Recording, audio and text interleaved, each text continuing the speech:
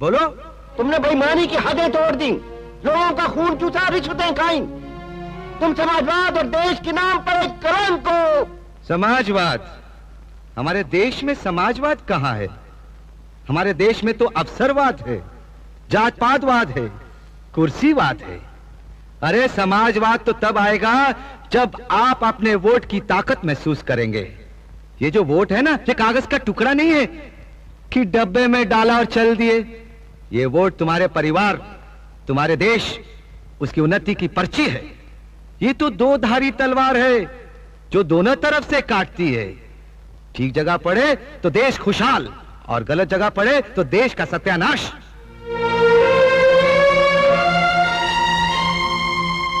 अरे भाइयों, हम तो आपसे एक सवाल पूछते हैं।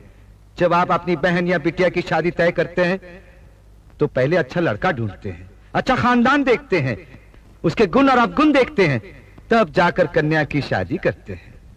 वोट भी तो तुम्हारी बहन और बिटिया है ना, उसको किसी को भी उठाकर दे देते हो। अरे भाई, ये वोट तो भरोसेमंद और ईमानदार को देना चाहिए, मगर आप लोग क्या करते हैं? बेचते हैं अपना वोट, वोट का ब्लैक मार्केट करते हैं। जिसने ज्यादा पैसे दिए उसे दे दिया। वोट तो ऐसे बांटते हो जैसे वोट सड़क पर मिलता है।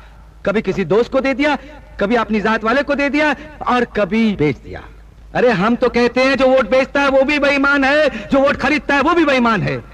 तो फिर किस मुंह से हमें बेईमान कहते हो? हाँ, अरे अगर बेईमान लोग सरकार बनाएंगे तो सरकार तो बेईमान बनेगी ही। तो फिर चिल्लाते काहे को कि डाउन डाउन मुर्दाबाद? जिस दिन तुम वोट खरीदने वाले को अपनी चौखट से धक्का मारकर बाहर निकाल दोगे, उस दिन ये सब कुछ ठीक हो जाएगा।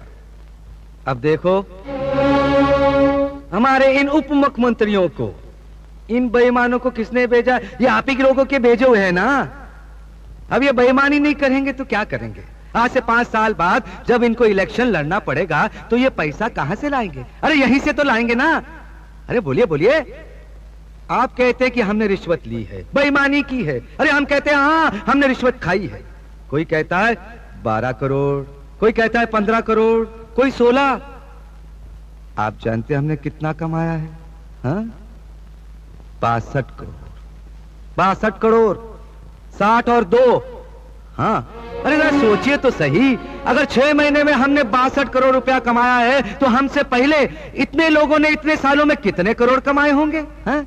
हिसाब लगा सकते हैं आप? अरे जब आप हमारा हिसाब नहीं लगा सके तो उन लोगों का हिसाब कैसे लगा सकते हैं? अरे हम तो कहते हैं उन लोगों से हिसाब मांगो, हम तुम्हारे साथ हैं, हम भी मिलकर हिसाब मांगेंगे। क्यों?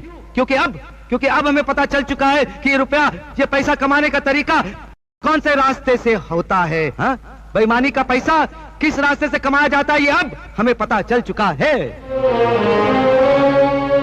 आप लोग कहते हैं कि हम बेईमान हैं। हाँ, आप क्या कहते हैं? आप धर्म के अवतार। आप क्या कहते हैं? आप न्याय के देवता हैं। आप क्या कहते हैं?